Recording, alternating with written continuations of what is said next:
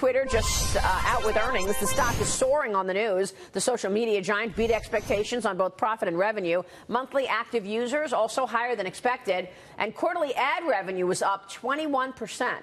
Joining us this morning to talk more about that is ARK investment analyst James Wang and Barron's senior editor Tiernan Ray. Good to see you. Thank you so much for joining us. Thank you. James, you own Twitter. Yes, we do. It's number 3 in the fund. This is the third top position you have. Your thoughts on what we just saw in terms of the Twitter quarterly ad revenue and the numbers in general? These are incredibly strong numbers. Ad revenue at 21% is a massive inflection. Their total revenues for advertising was slightly down last year because they were changing ad formats. They acquired a company to do direct advertising, direct response. That turned out not to be super effective.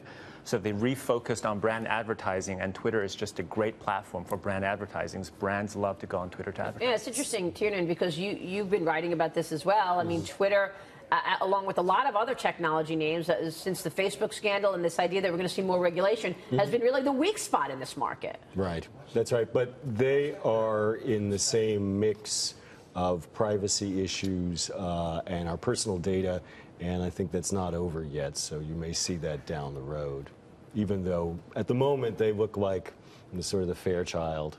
So is Twitter an outlier because you don't have as much personal data involved in there, and they have these new privacy policies that just came out yesterday that seem to be pleasing people? The company did say in their earnings report that they expect revenue growth to moderate through the rest of the year towards the 2016 levels that were much lower. Yet the stock is, well, it's lost some of it was up over 10% initially, and it's giving back a little bit maybe on that commentary. So is Twitter an outlier in the social media space, and what are other areas of tech for both of you that you find interesting going into the remainder of the year? Yeah, I think they're not just an outlier. I think that they're still trying to prove that this has staying power. They were for a long time not monetizing.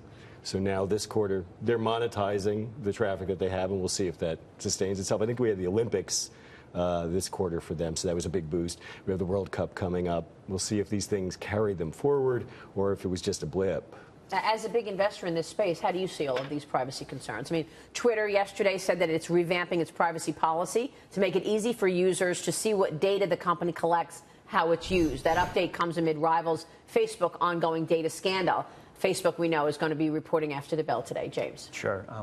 All these social companies have some exposure to this privacy scandal.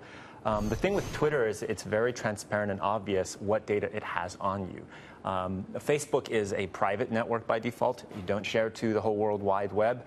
Twitter is a public network by default, which means everything you publish, you know, is on the internet. So there's less of this cognitive dissonance that, oh, maybe my data is being taken or misused. You can see everything that you publish. Everyone can see it. Everybody has very clear expectations. Dagan, what do you think it sets better? No, so what they rolled out yesterday, it involves the personalization in data, and you can easily turn off basically tracking of your behavior on the internet to personalize those ads that are pushed at you. You can just turn it all off. And I wonder if that doesn't, at a time when Twitter really needs to be better monetizing its user base, does that hurt it at all? They're trying to get ahead of what's happened to Facebook, but there's a big question about it. It means you get events, right? You get the Olympics and you get the World Cup. You get brand marketing events, as you said, but what you don't get is we're the place you come to for your lifetime, for your school friends like Facebook, etc. It always has been a greater value for Facebook that they're into your social graph, your lifetime, as opposed to Twitter as a campaign. You run it and then maybe you walk away. These opt-outs also are very optional. I mean, I think less than 5% of people are actually going to find the setting and turn it off. Most people are just going to leave it on. But they pushed it at users yesterday. I got it that as soon as I opened Twitter, they pushed it directly at me, and I did actually take the time to read what it was asking me to do. And I disabled basically the ad tracking. Because everyone's gotten religion and everyone's being extra careful now, and they're promoting, oh, we're doing the right thing for you proactively. Including the Wall Street Journal. I got that from the Wall Street Journal yesterday, too, on the app. Yeah, just telling me what their privacy standards are. It's going to be a trend. Everyone's going to be proactive now. Yeah, well, they have to be. While. Meanwhile, Mark Zuckerberg, CEO of Facebook, said that the controversy surrounding the Cambridge Analytica issue has not impacted business. We're going to be watching closely when the company reports earnings after the bell, of course. Alpha One Capital Partners founding partner Dan Niles brushed off the privacy concerns when I spoke with him last week. This, for a while, was his #1 position.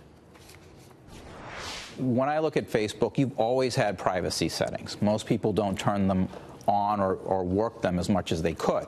Having said that, I like having ads shown to me that are relevant. I don't want to see baby food ads when my kids are 17 years old. Like, I'd rather see ads for tennis gear, etc. Stuff that you're interested in. Exactly. James, how do you see it? For Facebook? Yeah. Well, I think Facebook is, I think they're going to deliver strong earnings, actually. You're going to have the good numbers after the bell? Yes. And you own that one as well? We do. Yeah. It's lower in the portfolio. Actually switched a lot off Facebook and Google into Twitter about last year. Well, so expenses have been rising for Facebook, Twitter, all of these companies, even Google making investments.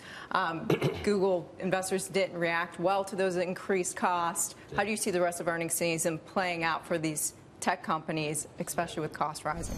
Yeah, cost is a good point. I think the Facebook forecast might be 39% revenue increase this quarter, but for this year, the company has said expenses will rise 45% to 60%. I mean, it costs real money to do this. We saw that with Google. For all these guys, it's becoming actually less how much they increase the revenue than how much money can they put to work.